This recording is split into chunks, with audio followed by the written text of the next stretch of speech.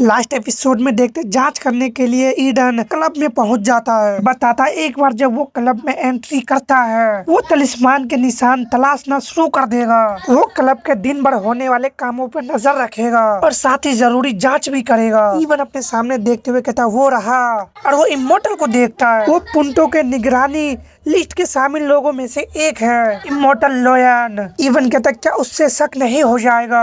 Punto कहता चिंता मत करो, मैं ईडन को बहुत ही अच्छी तरह से जानता हूँ। मैं उससे टेफल नाम के वर्क वेबसाइट पे मिला था जहाँ मैंने उन्हें डी-रैंक मिशन के जासूस के रूप में काम पे रखा था। अपनी कम कीमत के बावजूद ईडन की कैपेबिलिटी और स्किल बहुत ही अच्छे हैं। क्योंकि मुझे उसका काम पसंद आया इसलिए मैंने उसे काम पे रखना शुरू कर दिया और फाइनली अब हम करीब है। कुछ समय बाद जो शख्स मेरी मदद करने में रुचि रखता था वो मेरा सेकंड इन कमांड बन गया और ईडन क्लब में जाके घुलने मिलने लगता है। और पुंटो बताता इसके अलावा वो एक्टिंग करने में बहुत ही अच्छे हैं। ईवन कहता मुझे इस बारे में पता नहीं, हो सकता है कि तुम किसी सुपर ह्यूमन के साथ काम कर रहे हो। मुझे यकीन है कि जिसके पास तलिस्मान है वो अपने कामों के प्रति बहुत ही सतर्क है। वो नॉर्मल सिचुएशन में भी काफी केयरफुल हो सकता है। मैं तुम्हें सलाह देता हूँ कि बहुत ज्यादा डिटेल्स जानने की कोशिश ना करे, सिर्फ नॉर्मल और यूजफुल जानकारी ही इकट्ठा करे। पुंटो कहता फिर भी मुझे यकीन है कि जब ईडन वापस आएगा तो वो हमें अपने कामों के बारे में जानकारी देगा, बस उस पर भरोसा रखो। खैर कल इसी समय फिर मिलेंगे, मैं तुम्हें बाद में अपने जगह भेज दूंगा। ईडन जाते हुए कहता ठीक है, उसे कंधे पे हाथ रखते हुए कहता बहुत ही अच्छा काम किया पुंटो, हालांकि क्या तुम्हें मुझसे डर नहीं लगता। इससे पुंटो एक पल के लिए खामोश हो जाता है, फिर कहता है वेल तुम उस ओरा को दिखाने में बेवकूफ लगते हो, इसलिए मैं उतना डरा हुआ नहीं हूँ जितना तुम सोच रहे हो। अगर मैं ना होता तो तुम बर्बाद हो जाते, तुम्हें पता है। इससे ईवन भी एक पल के लिए खामोश हो जाता, फिर वहाँ से जाने लगता, चिढ़ते हुए कहता है तुम ठीक कह रहे हो, लेकिन मुझे बेवकूफ कहना थोड़ा बुरा लगा, मैं नॉर्मली रूप से स्मार्ट हूँ। पुंटो कहता फिर से याद दिला दूं समय पर आना।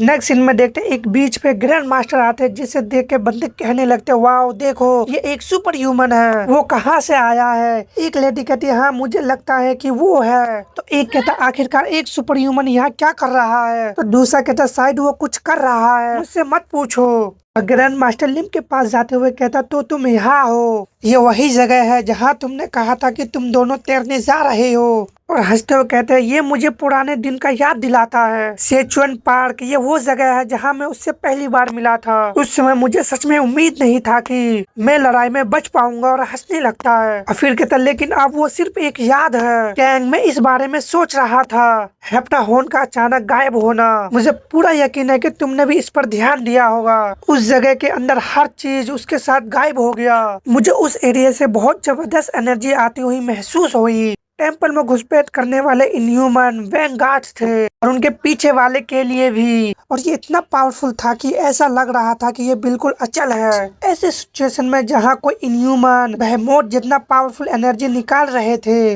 मेरी निराशा के बीच अचानक मेरे मन में एक सवाल आया, वो हमारे खिलाफ वॉर क्यों नहीं लड़े। मेरे ख्याल से अगर तुम और हेप्टाहोन एक साथ हो तो इनह्यूमन के लिए वॉर जीतना उनके लिए आसान नहीं होगा। और उसके हाथ को पकड़ते हुए कहता कैंग मुझे तुम्हारे लिए दुख है, लेकिन तुम्हें दुख को मजबूत रखने की जरूरत है। हाइपीरियन अभी भी जिंदा है, मैं उसे महसूस कर सकता हूँ। तभी मास्टर लिम को देख के हैरान हो जाते हैं और वो कहते वो बहुत दूर है, कहीं छुपे हैं। और लिम आसमान को ही देख रहा होता है। दूसरी तरफ देखते हैं हाइपीरियन उन सभी से अकेला ही लड़ रहा होता है और हम बीच को देखते और कहता है वो टकराती लहरें। और हम देखते वो सभी एक साथ हाइपीरियन पे अटैक कर देते हैं और हाइपीरियन उन सभी को देखता है और हम फिर से बीच का सीन देखते हैं और कहते वो हवा। और हम देखते हैं उन सभी के अटैक से वहाँ पे जबरदस्त धमाके होने लगते हैं। तभी काइली के एक कंधे पे अटैक होता है, लेकिन पेन हाइपीरियन पे अटैक कर देता है। मास्टर लिम से कहते हैं और जमीन का हल्का सा हिलना। फिर मास्टर एक पल के लिए खामोश हो जाते हैं और हम देखते हैं वहाँ पे काफी बड़े बड़े अटैक आ जाते हैं, जिससे सभी उस अटैक को देखने लगते हैं। और मोरेलेस भी अपने सामने की ओर ही देख रहा होता है। ज़कैया कहता ऐसा लगता है तुम्हारी स्टेमिना खत्म हो रही है, क्योंकि हाइपीरियन अभी तक उनके सामने टिका होता है। और का याक कहता क्या तुम अपनी लिमिट तक ढकेलने का अनुभव कर रहे हो। मैं तुम्हें बताता हूँ कि अब से हम क्या करने जा रहे हैं। आगे की ओर एक मुश्किल छलांग लगाना है। मैं तुम्हारी समझ की उम्मीद करता हूँ, पर तुम्हारा वर्तमान अवतार को हमेशा के लिए डिस्ट्रॉय कर देना। तभी कैंग कहता वो एक अमेजिंग सपने जैसा था। मुझे लगता है कि वो समय वापस नहीं आएगा ग्रैंडपा। जिससे ग्रैंडपा उसे देखने लगते हैं और कहता मुझे परवाह नहीं कि तुम किस तरफ हो, मैं बस उम्मीद करता हूँ कि तुम्हारे लिए सब कुछ ठीक हो। हैप्टा हॉर्न और वो लिम को संभालते हैं और अगले दिन फ्रांस का सीन देखते हैं और हम देखते हैं वो दोनों वहाँ पे होते और पुंटो कहता मुझे लगता है कि हम एक दूसरे के लिए बने हैं इवन। जब हम कल अलग हुए थे तो मैंने कहा था कि हम आज फिर मिलेंगे, लेकिन इवन कहता मुझे कभी उम्मीद नहीं था कि हम एक ही होटल में रुकेंगे और हंसने लगता है। तभी वहाँ पे ईडन भागते हुए आता और कहता सीनियर पुंटो, जिसे जमाल उसे देखता है और पुंटो उसे देखते हुए कहता है ईडन तुम हमारा समझौता तोड़ रहे हो, तुम बहुत देर से आए हो और तुमने मेरे सवाल का जवाब नहीं दिया। उसे देखते हुए काफी हैरान होता है क्योंकि हम देखते हैं ईडन को काफी मार पड़ा होता है। पुंटो कहता रुको क्या हुआ। ईडन कहता आप इवन है सर, मैं तुम्हें ग्रीट करना भूल गया, आपसे मिलकर अच्छा लगा। इवन कहता जरूर जरूर, लेकिन तुम्हें क्या हुआ। ईडन कहता एक बड़ी दुर्घटना हुई जिससे वो दोनों उसे देखने लगते हैं और कहता हाँ मैं आप लोगों को बताता हूँ कि क्या हुआ। कल रात क्लब रेप पर अचानक छापा मारा गया था। मैं पॉजिटिव नहीं हूँ, लेकिन मैं सोचता हूँ कि वो एक सुपर ह्यूमन था। पुंटो कहता सुपर ह्यूमन तलिस्मान। कहता छापा मारा था, क्या हुआ। इवन भी खामोश होता है। पुंटो कहता रुको एडिन, तुम्हें क्या हो गया, ये तुम्हारी तरह नहीं है। सुनो कल जो हुआ वो पास्ट है और हमारे पास इवन है, चिंता मत करो, तुम सेफ हो, बस शांत हो जाओ और धीरे धीरे बात करो। और हम देखते ईडन को काफी मार पड़ी होती है और वो कहता मुझे माफ कर दो सर, और बताता कल रात में हम देखते वो क्लब में मजा कर रहा होता। फिर वो बताता है मैं बहुत स्मूथ रूप से चल रहा था और सॉन्ग काफी शानदार था। पार्टी का एंजॉय लेते हुए मैं लगातार अपने फोन पर उन लोगों की तलाश कर रहा था जिन्हें मैं ढूंढ रहा था। सबसे पहले फ्रिंकन था, वो अपने परफॉर्मेंस के लिए मंच पे नहीं थे, इसके वजह वो क्लब के किसी वुमन के साथ छिड़कानी कर रहे थे। और फ्रैंकिन कहता मैं पहले से ही सब कुछ जानता हूँ, जब मैं परफॉर्मेंस करता हूँ तो तुम्हारी नजर हमेशा मुझ पे रहती है, तुम मेरी सोच से भी ज्यादा हिम्मत वाली हो। बहुत से लोग मुझे गलत समझते हैं, लेकिन तुम्हारे साथ डील करना कोई मुश्किल काम नहीं है। जिसे वो लेडी कहती है आप क्या कह रहे हैं, क्या कुछ हो रहा है, आप चिढ़ गए हैं, क्या हुआ क्या। ओ फ्रैंकन कहता बेवकूफ, हमेशा उन्हें भगाते रहो, लेकिन वुमेन बम्बू रैंक की तरह होती है, एक बार जब वो दूसरे शख्स से थक जाती है तो वो मेरे पास वापस आ जाती है। मेरी प्यार तुम बहुत नखरेबाज हो। और हंसने लगता है और ईडन बताने लगता है मैं कुछ सेफ्टी गार्ड को देखा जो कभी इधर उधर घूमते रहते हैं, वो अपने एरिया पे बहुत ही पैनी नजर रखते थे, पहली नजर में ही डरावने लगते थे। मैं उनके आंखों से मिलाने से बचता रहा। जैसे जैसे मैं मजे कर रहे थे मैं धीरे धीरे क्लब के मालिक के साथ संबंध बना रहा था। हुगो कहता आप यहाँ पहली बार आए और हंसते हुए कहता है आप कहाँ से हैं। और ईडन बताता लेकिन जब भी मुझे मौका मिला मैंने उस जगह की हर कोने से जांच की। अनफॉर्चुनेटली मुझे तलिस्मान का कोई निशान नहीं मिला। डिलीशियस लिकर बहुत ही मजेदार लगे। कहता शानदार म्यूजिक, यहाँ आराम करने के लिए बिल्कुल सही जगह था। और प्रेजेंट में बता रहा होता लेकिन अचानक कुछ हुआ जिससे इवन हैरान होता है। और पुंटो कहता है लेकिन मैंने सुना है कि क्लब रेप में झगड़ा होना बहुत ही नॉर्मल बात है ना, क्या ये उस तरह के झगड़े हो सकते हैं। ईडन कहता मैं जानता हूँ सर, मैंने देखा कि गार्ड ने किसी को रोका फिर लड़ाई शुरू हो गई, लेकिन ये कोई नॉर्मल फाइट नहीं थी। हम देखते एक बंदा जमीन पे गिरता है जिससे ईडन का भी ध्यान उधर जाता है। वो बंदा कराने लगता है, तभी एक बंदा हंसने लगता है और एक बुढ़ा दो गार्ड के साथ आता और कहता है हालांकि क्लब रेप के गार्ड खतरनाक दिखते हैं, वो हमारे सरप्राइज अटैक का सामना नहीं कर सकते। मुझे परेशानी के लिए माफ करना, लेकिन मैं कुछ ढूंढ रहा हूँ। दूसरा गार्ड आके उसे उठाता है और पहला वाला गार्ड कहता है मेरे पेट में पंच मारा गया और मेरी गन को छीन ली गई, मुझे नहीं पता कि ये कैसे आए, तुम क्या चाहते हो। तभी दूसरे गार्ड के पास भी किक पहुंच जाता है और वो बंदा उस पर अटैक कर देता है, लेकिन उससे बचते हुए उस पर अटैक कर देता है जिससे उसके मुंह से ब्लड आ जाता है। वे एक बंदा अपने गन को निकालता है और गार्ड पे शूट कर देता है, जिससे वो गार्ड उसे देखता है और वो बंदा लगातार शूट करने लगता है, जिससे वहाँ पे लोग चिल्लाने लगते हैं। फ्रैंकन सभी लेडी को शांत कर रहा होता है, उसके भी पसीने छूट रहे होते हैं। कहते सब लोग चुप रहो, गार्ड को अपना काम करने दो, बस अपना मुंह बंद रखो। ईडन भी छुप के ये सब देखता है और अपने मन में कहता है क्या मुझे रेस्टरूम के बाहर निकलने वाले रास्ते से भाग जाना चाहिए, लेकिन अगर मैं साइड यहाँ से हिलूंगा तो पकड़ा जाऊंगा। और हम देखते वो गार्ड काफी जख्मी होता है और उसके पीछे एक और गार्ड आके खड़ा होता है और बुरा कहता ऐसा लगता है जैसे उसने आर्मर पहन रखा है, तुमने उसके सिर पे गोली क्यों नहीं मारी। फाइनली अपनी प्रेजेंस दिखा दी इमोर्टल। और इमोर्टल कहता एलाकोन। अल्काइनो कहता काफी समय हो गया है ना। पुंटो कहता अल्काइनो रेमन ऐसा कुछ। तभी वो दोनों पुंटो को देखने लगता है और पुंटो कहता है ट्विन डॉग को गिरने से पहले वो वहाँ के सबसे प्रभावशाली लोगों में से एक थे। ऐसा कहा जाता है कि ट्विन्स डॉग के गैंग के टॉप मेंबर महज कठपुतली थे और एल्काइनो सच में लीडर से अलग नहीं था। ट्विन्स डॉग गिरने के बाद टॉप मेंबर शामिल हो गए गैंग ड्यूपल में। ड्यूपल वर्तमान में गिरोह की दुनिया में सबसे बड़ा और सबसे स्ट्रॉन्ग ऑर्गेनाइजेशन में से एक है। ड्यूपल के मेंबर वहाँ इसलिए थे क्योंकि शायद वो इमोर्टल से बदला लेना चाहते थे जिसने एलाकोन के पुराने गैंग को खत्म कर दिया था। अभी एक कहता बाहर आओ। इमोर्टल इससे हैरान होता है। हम देखते वहाँ पे एक और गार्ड आ जाता है, उसके हाथों में कोई होता है और वो कहता क्या तुम सीरियस हो, क्योंकि वो भी एक गार्ड होता है। और वो बंदा कहता लोइन ऑफजार। इमोर्टल कहता ये क्या है, यहाँ तक कि हमारे बॉस भी। वो अपने जीप को दिखाते हुए कहता मुझे माफ करना लोइन, क्योंकि ये भी डुलेन का मेंबर होता है। कहता है लेकिन हम ड्यूलो में हैं। जैसे एलोकाइन हंसने लगता है, कहता ऑफजार मुझे वो नाम अच्छी तरह से याद है, तुम बहुत ही अच्छे शख्स हो, क्या बर्बादी है। क्या तुम्हें पता है कि उस सटीक हमले से उस समय कितने लोगों को बेइज्जती झेलनी पड़ी थी। आज तुम्हारे हाव भाव काफी दिलचस्प है, लगता है जिंदगी के फैसलों पे पछतावा करने वाले वो चेहरे हो। वो हंसने लगता है। तभी इमोर्टल आगे बढ़ने लगता है। तभी एल्काइनो उसे रोकता है और कहता है चुप रहो और सुनो, जिससे इमोर्टल रुक जाता है। और एल्काइनो कहता है इमोर्टल लोयन अगर तुम एक कदम और आगे बढ़े तुम्हारे डियर फ्रेंड के सिर जमीन पर गिर जाएंगे। इमोर्टल उसे देखते हुए कहता हुगो अपने मन में कहता लोयन बस करो, मेरी परवाह मत करो। इमोर्टल कहता तुम क्या चाहते हो। एल्काइन हंसते हुए कहता मैं यकीन नहीं कर सकता कि तुम ऐसा ही हार मान लोगे। हाँ तुम्हें मारना किसी भी तरह काफी नहीं है, मैं तुम्हारी हर कीमती चीजों को डिस्ट्रॉय करना चाहता हूँ, इसलिए आइए अपने क्लब से शुरू करें। और वो सभी क्लब को तोड़ने लगता और एडिन बताता उसके बाद उन्होंने हर चीज को तोड़ दिया जिस तक वो पहुँच सकते थे और कस्टमर को भी पीटने लगे। ये एक तरफा हमला था। अल्काइनो कहता है न्यूफी लोयन मैंने तुम्हारी वजह से अपनी बाएं आंख और अपनी बाएं हाथ खो दिया। अब मैं चाहता हूँ कि तुम भी वही दर्द महसूस करे, भले तुम ऐसी स्थिति में हो जाओ जहाँ मैं तुम्हारी कमजोर पॉइंट को पा सकूं। तुम हिलोगे नहीं भले ही कोई जानवर तुम्हारे आंख खाने आए। तभी कोई कहता इसे अभी बंद करो, जिससे वो सभी हैरान होता और एक तरफ देखने लगते हैं। कैसे नोवा होता जो कहता ओह माय अगर तुम गड़बड़ करते हो तो तुम्हें अपनी लिमिट जानने की जरूरत है। ईडन बताने लगता मैं उसका इंग्लिश नहीं समझ सका, लेकिन मैं बता सकता था कि भले ही मुझे पागल की तरह पीटा जा रहा था, लेकिन जो आगे होने वाला था वो सच में बहुत ही गड़बड़ होगा।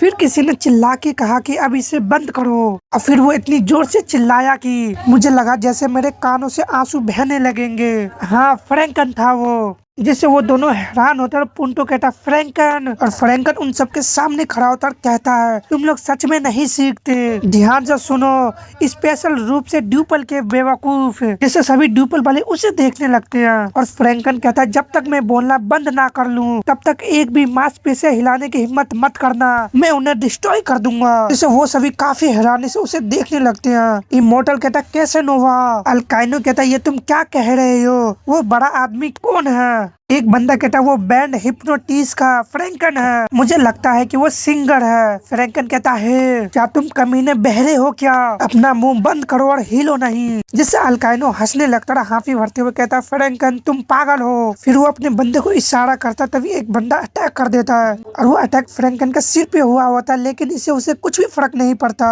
पुंटो कहता फ्रैंकन मेरा मतलब है कैसा नोवा एक सुपर ह्यूमन है, लेकिन तुमने कभी किसी सुपर ह्यूमन को पर्सनली नहीं देखा होगा, तुम कैसे कह सकते हो कि वो एक सुपर ह्यूमन था। एवन कहता पहले मुझे भी शक हुआ, लेकिन जब मैंने उसे देखा मुझे पता चला कि वो कोई नॉर्मल शख्स नहीं है। कैसे नोवा कहता तुम एक आंखों वाले शख्स, जो बंदा उस पर अटैक किया होता वो काफी घबरा जाता है और कहता मैंने सच में उसके सिर पे हमला किया, लेकिन वो ऐसे बिहेव कर रहा है जैसे उसे कुछ भी नहीं हुआ। कैसा नोवा कहता मुझे लगता है कि मैंने तुम्हें पहले भी देखा है, अल्काइनो है ना, ट्विन डॉग के लीडर में से एक थे, जैसे एक कुत्ते को डिस्ट्रॉय कर दिया। तुम ऐसे बिहेव कर रहे हो जैसे तुम्हारा मकसद बदला लेना है। अब मेरी बात सुनो। और उसकी तरफ आगे बढ़ते हुए उसके पास पहुंच जाता और उससे कहता है, तुम अपने प्यारे ड्यूपल मेंबर के पास क्यों नहीं जाते और उन्हें बताते हैं मेरा बदला सक्सेसफुल रहा। इमोर्टल ने आखिर में ट्विन डॉग्स को गैंग को मिटाने वाली गलतियों के लिए माफी मांगी। मैं तुम्हें नहीं मारूंगा क्योंकि इससे क्लब में बड़ी प्रॉब्लम हो सकती है। मैं ये तय करूंगा कि मैं तुम्हें या तुम्हारे छोटे फॉलोवर्स को किसी को भी परेशान नहीं करूंगा। हालांकि अगर तुम और ज्यादा परेशानी पैदा करोगे तो मैं बदले में कुछ करने में संकोच नहीं करूंगा। क्या तुम समझ गए? इससे वो घबराने लगता है। वे एक बंदा कैसानोवा पे गन को तान देता और कहता चुप रहो। और ये एक गार्ड होता जो कहता बाहर निकलो। इससे कैसानोवा कहता ओ हाँ मैं तो भूल ही गया, मुझे एक और कहानी बतानी है। जिसे वो गार्ड कहता फ्रैंकन तुम अपना मुंह बंद क्यों नहीं रखते ताकि मैं इस ट्रिगर को दबाने के लिए उत्साहित ना हूँ। कैसानोवा इससे जोरों जोरों से हंसने लगता और कहता है कितने कोल्ड हार्ट हो, फिर भी तुम अवजार जितने कोल्ड हार्ट नहीं हो। इसे वो कहता चुप हो जाओ, ये तुम्हारी लास्ट वार्निंग है, इसे मान लो वरना हम ड्यूपल के मेंबर शूट करने से संकोच नहीं करेंगे। इससे फ्रैंकन और भी जोरों जोरों से हंसने लगता है। फिर सीरियस होते हुए कहता चलो चलाओ गोली। तभी वो कैसानोवा के मुंह पे शूट कर देता है। कैसानोवा कहता क्या तुम जानते हो, क्या तुम कॉमिक बुक पढ़ते हो? तुम एक ऐसे शख्स को देख सकते हो जो अपने दांतों से गोली पकड़ सकता है, लेकिन ये कभी इतना आसान नहीं होता। क्या तुम जानते हो? क्योंकि वो बुलेट उसके नाक में लगा होता है। कहता डैम इट, ये मेरे नाक में घुस गया। वो सभी ये देख के काफी हैरान होते हैं। कैसानोवा अपने नाक से बुलेट को ठूकता है जो जाके अल्काइनो के पैर पे लगता है। इससे वो काफी हैरान होता है। हम वहाँ पे बुलेट के छींटे को देखते हैं। तभी अपने पैर को पकड़ते हुए चिल्लाने लगता है। कैसानोवा कहता मेरी गलती है, मुझे नहीं पता था कि तुम वहाँ थे। और फिर कहता चीक, लेकिन चीक काफी घबराया तो उसके पसीने छूट रहे होते हैं। और कैसानोवा कहता है तुम जानते हो इस दुनिया में वफादारी को परखनी जरूरी है ताकि पता चल सके कि ये सच्ची वफादारी है या नहीं, इसके रीजन से। और चीक काफी हैरानी से उसे ही देख रहा होता है। और कैसानोवा कहता मैं तुम्हें माफ नहीं कर सकता। उसके आंखों से आंसू टपकने लगते और कहते हैं हमारा प्यार और दोस्ती अब दुख में बदल गया है। अभी अल्काइनो उसे देखने लगता और भड़कते हुए कहता तुम कमीने, तुम क्या करने जा रहे हो? और वो सभी कैसानोवा पे अटैक कर देते हैं। कैसानोवा कहता क्या तुम अभी भी सिचुएशन को नहीं समझ पा रहे हैं? तुम फ्लेम की ओर उड़ते हुए पतंगे के समान हो। और ईडन बताने लगता इसके बाद ये घटना जल्दी नरसंहार में बदल गई। तेज आवाजें, कुचलती हुई हड्डियां का, गोलियों की आवाज, चीखे, वो शोर धीरे धीरे बेहोश होता गया। एक ही पल में पूरा सीन। और तब एक आवाज गाने लगी और कैसानोवा गाना गाने लगते, लेकिन उसके बालों से किसी सुपर सेन की तरह लग रहा होता है। तभी पुंटो कहता रुको, तो ईडन की खोज का नतीजा ये है कि क्लब पर एक बड़े गैंग ने हमला किया और पता चला कि कैसानोवा एक सुपर ह्यूमन है क्योंकि गोलियां उस पर असर नहीं करती। इसे हालात संभलने के लिए अपनी असली पहचान बनानी पड़ती है। मुझे पूरा यकीन है कि इस पॉइंट तक, हाँ मुझे यकीन है, ये निश्चित है कि क्लब इसमें संबंधित है। टलिस्मान, हमने सोचा कि क्लब में कोई सुपर ह्यूमन है और वो कैसानोवा निकला।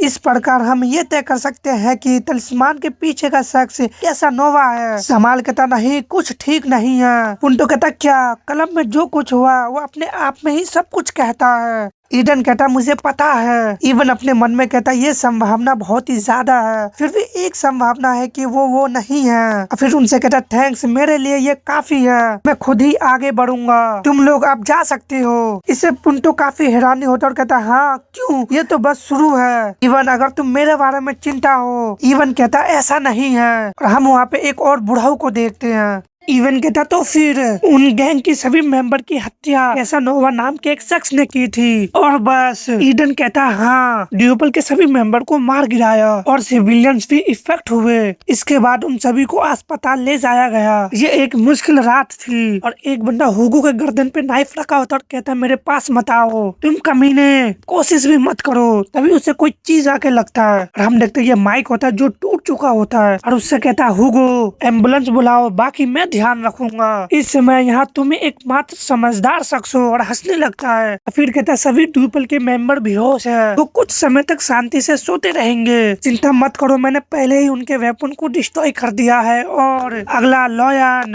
क्या अब हम सीधे मुद्दे पे आए? इमोर्टल कहता कैसानोवा। तभी एक बंदा कहता क्या हमें क्लब को बंद कर देना चाहिए, ये बकवास है। और ये डिटेक्टिव होता है जो कहता है ये लोग इस क्लब में उत्पात मचाने से कभी नहीं थकते। सच में क्या हुआ था? था। एक बंदा कहता है जांच के बाद ऐसा लगता है कि क्लब पर ड्यूपल नाम के गैंग ने हमला किया, लेकिन गैंग की बैकग्राउंड जांच करने के बाद मुझे उनके और क्लब के बीच कोई पुराना संघर्ष नहीं मिला। डिटेक्टिव कहता सच में, मैंने सुना है कि उनमें से 30 थे और सुपर सीएन गाना गुनगुनाते हुए वहाँ से निकल रहा होता है। एक बंदा कहता क्लब के लोगों का कोई नुकसान नहीं हुआ, ऐसा लगता है कि वो लोग अभी ट्विन डॉग के गैंग के मेंबर के हिस्सा थे, लेकिन ऐसे लोगों की संख्या बहुत ही कम है। और कैसानोवा भी गाना गाते हुए जा रहा होता है, तभी वहाँ पे इमोर्टल आता और कहता कैसानोवा मुझे माफ कर दो, मेरे जैसे हुआ है, फिर से ऐसा ही हुआ, बहुत से लोगों ने हमें देखा और इसी रीजन से अब वो हमारी असली पहचान जानते हैं। इससे कैसानोवा ठक के मार के हंसने लगता है और कहता लोयान हमें एक साथ लड़े हुए काफी समय हो गया है,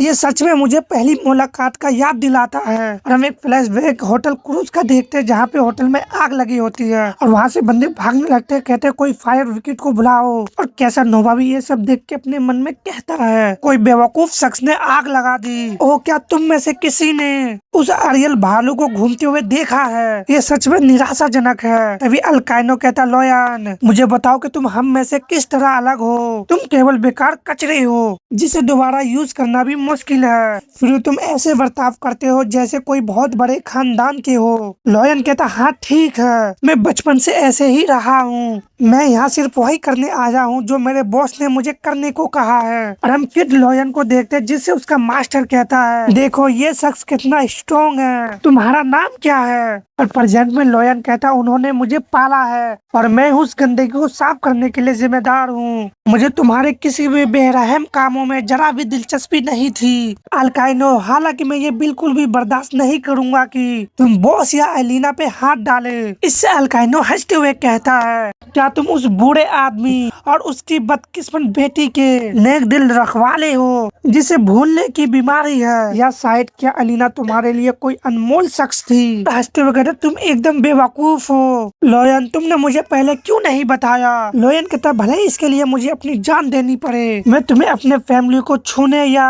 उन्हें अपने नर्क में खींचने नहीं दूंगा। अल्काइनो गन को निकाल लेता और कहता कितना रोने वाला बच्चा है, भावनाओं में हार गया, चलो हम तुम्हें तुम्हारे फादर के साथ नर्क के गहराइयों में चलते हैं, उसके सारे बॉडी पार्ट काट दो, फिर उसका सिर भी काट देना। तभी कोई बंदा एक सोफे को पकड़ लेता और कहता मैं बहुत ही भावुक हूँ, उससे एक बंदा पे अटैक कर देता जिससे वो टप्पा खाते हुए दूर की ओर गिरने लगता है और इससे लोयन भी हैरान होता है और वो कहता मैं उसकी बातों में फंस गया हूँ। इससे अल्काइनो और लोयन दोनों हैरान होते हैं और लोयन कहता तुम कौन हो? ये कैसानोवा होता है जो कहता है मैं तुम्हें अपनी फैमिली को छूने नहीं दूंगा और ना ही उन्हें तुम्हारे नर्क में घसीटने दूंगा। ये एक है, मेरे नजर में ये प्योर रोमांस है। और इसी के साथ हम अपने गोकू को भी देखते हैं और कैसानोवा गुनगुनाने लगता है और कहता है और इसलिए मैं तुम्हारी मदद करूंगा। प्रेजेंट में कहता है इतने हॉट सीन के बाद मैंने तुम्हें नौकरी की पेशकश की क्योंकि तुम्हारे पास जाने के लिए कोई जगह नहीं थी और मुझे लगता है कि क्लब में गार्ड बनना तुम्हारे लिए सच में अच्छा रहा।